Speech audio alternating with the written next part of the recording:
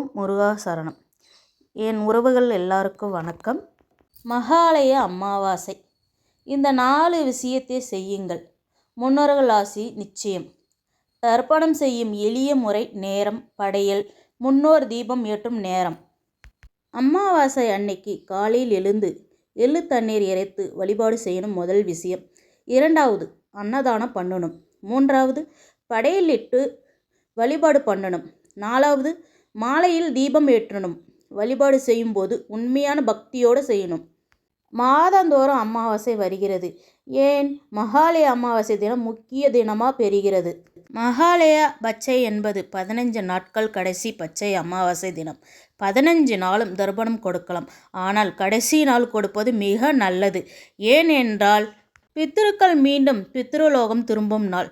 பசியோடு அனுப்பலாமா? எனவே பித்ரு கடன் தீர்க்க மகாலபட்ச அமாவாசை தினத்தில் தர்ப்பணம் இடுங்கள், தானம் செய்யுங்கள்.